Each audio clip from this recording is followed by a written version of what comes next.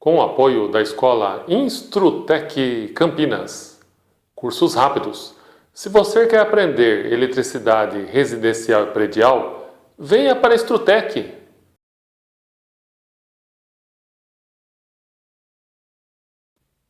Então o defeito que eu peguei era o seguinte: as outras saídas aqui funcionavam, mas chegava no pino 10, que é referente à entrada 7, então o pulso que entra na entrada 7, que tem que sair no pino 10, não tinha esse pulso, então não acionava o circuito ligado nessa saída aqui. Mas as outras saídas funcionavam. Eu pegando o datasheet desse circuito integrado, que eles são entradas individuais e saídas individuais. Se os outros estão funcionando, então é realmente um problema só nessa entrada aqui, 7. Eu poderia usar o osciloscópio, só que olha só se eu usasse o osciloscópio nesse caso. Teria que ser a placa alimentada, né? O circuito funcionando. Eu iria medir o pulso aqui, o pulso aqui. Claro, se está funcionando, se está saindo o pulso aqui, ó, está funcionando os circuitos aqui na frente, não precisaria nem medir com o osciloscópio esses aqui. Daí, se eu medisse com o osciloscópio o pino 7, a entrada 7, né? O que eu ia perceber? Que, claro, ou iria ter sinal, e o pino 10 não estaria liberando sinal, daí seria ele, né? Ou, que foi neste caso, né? Mas não usei o osciloscópio. Se eu tivesse medido com o osciloscópio aqui, ó, eu não iria encontrar sinal. Claro, se não tem sinal aqui, logicamente não vai funcionar o circuito que está ligado no pino 10. Nesse caso, eu já comecei direto com o multímetro.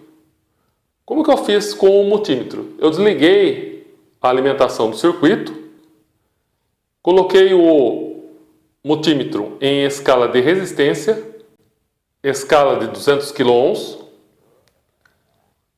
coloquei a ponteira preta no terra, aqui no caso seria o pino 8 desse circuito integrado.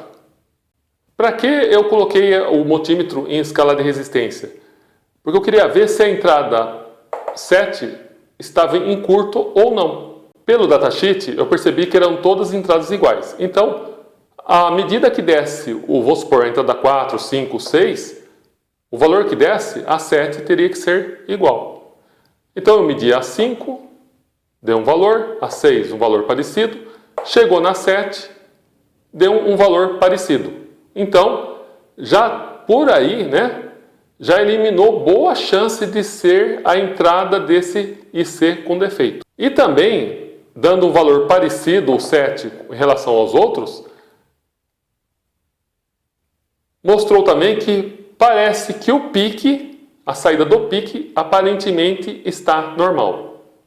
Alimentei o circuito, fiz ele funcionar, coloquei o multímetro em escala de tensão contínua,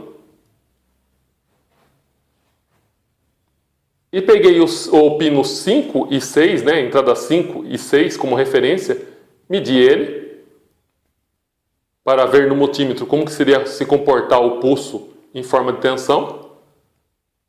Medi na entrada 6, para ver também, uma comparação, né, para ter uma noção. E daí eu fui medir no 7, não apareceu nenhum valor de tensão, que seria o pulso, né, no pino 7.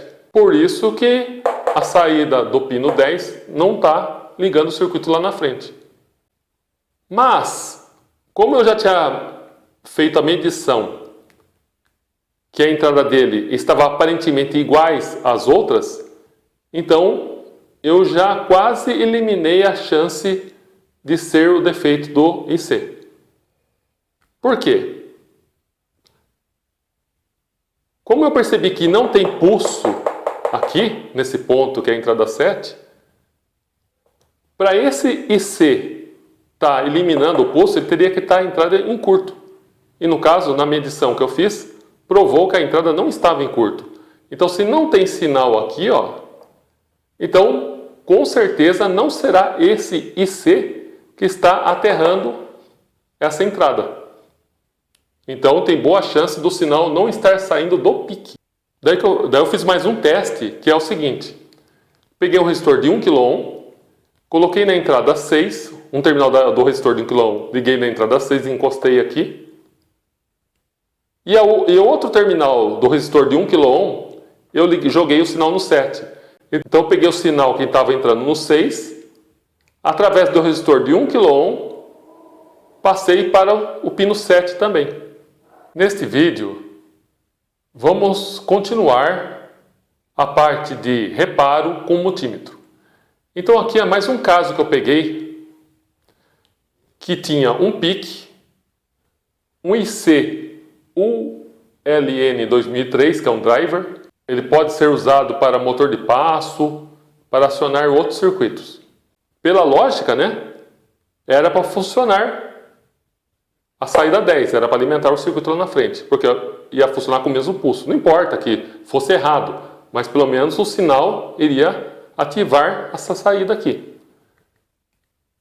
Conclusão, não acionou. Daí que eu fiz? Coloquei o multímetro em escala de tensão contínua, ponteira preta negativa aqui, no terra, do CI, e ponteira vermelha, encostei no 6, eu vi que o pulso continuava, claro, né? Está funcionando a saída 11, que significa a entrada 6. E encostei aqui, ó. Na hora que eu encostei no 7, eu vi que não tinha ainda pulso. Então, imagina, você encosta no 6, nem precisava encostar no 6, né? Porque a saída 11, que é referente ao 6, está mandando sinal, está ativando o circuito lá na frente.